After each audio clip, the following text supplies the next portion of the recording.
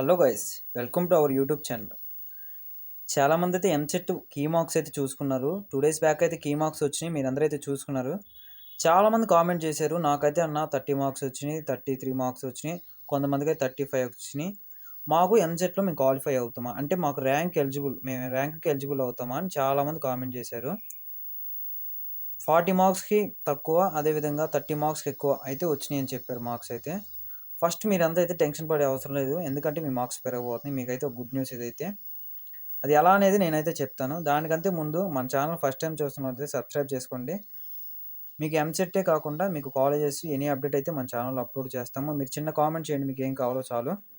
Okay, టాపిక్లోకి వెళ్తే first మీ marks ఎలా ఇంక్రీజ్ అవుతాయి అనేది నేనైతే చెప్పబోతున్నా. ఫస్ట్ 3 విధాలుగా అయితే మీ మార్క్స్ అయితే ఇంక్రీజ్ అవుతాయి. అందులో ఫస్ట్ వచ్చేసరికి నార్మలైజేషన్ ప్రాసెస్ అయితే ఒకటి ఉంది.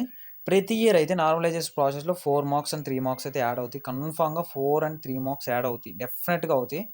ఎందుకంటే ప్రతిసారి అయితే క్వశ్చన్ పేపర్లో నార్మలైజేషన్ ప్రాసెస్లో కొన్ని పేపర్ హార్డ్గా వస్తాయి, కొన్ని పేపర్లు అయితే వెరీ ఈజీగా వస్తాయి. దీని ప్రకారం అయితే వేయాల్సిన మార్క్స్ వేస్తారు. కొన్ని విధాలుగా అయితే ఈజీగా వచ్చిన పేపర్లు అయితే కొన్ని మార్క్స్ అయితే రిమూవ్ చేసేస్తారు. ఫస్ట్ది వచ్చేసరికి ఇది. అండ్ నెక్స్ట్ సెకండ్ది వచ్చేసరికి ఫస్ట్ మీరు చూసుకున్న మాస్టర్ కీ మార్క్స్లో అన్ని మార్క్స్ అయితే కరెక్ట్గా ఉండవు. ఎలా అంటే ప్రతిసారి జరిగేదే ఒక క్వశ్చన్కి 2 ఆన్సర్ రావడం, కొన్ని క్వశ్చన్స్కి అయితే ఆన్సర్ తప్పుగా ఇవ్వడం అయితే జరుగుతుంది. సేమ్ ఆ విధంగా అయితే మీకు ఇంకో 3 మార్క్స్ అండ్ 4 మార్క్స్ 5 మార్క్స్ కూడా యాడ్ అవుతాయి దీని విధంగా అయితే. ఇదైతే first and second process marks అయితే మీ పెరగడానికి. అండ్ థర్డ్ ప్రాసెస్ వచ్చేసరికి వెరీ ఇంపార్టెంట్. ఫర్ సపోజ్ మీకు కీ మార్క్స్లో 37 మార్క్సే వచ్చినాయి, ఓకే 36 మార్క్సే వచ్చినాయి అనుకుందాం. బట్ ఇవే మీకు 100% అయితే తీసుకోరు. ఇంకోటి ఏంటంటే 25% డెఫినెట్గా ఇంటర్ మార్క్స్ అయితే యాడ్ అవుతాయి. మీ ఇంటర్ మార్క్స్లో 25% యాడ్ అవుతాయి. ఇప్పుడు మీకు ఫర్ సపోజ్ 37 మార్క్సే వచ్చినాయి అనుకోండి, ఇంటర్ పర్సెంటేజ్ ఒక 25% కలిపితే డెఫినెట్గా మీ మార్క్స్ అయితే పెరుగుతాయి.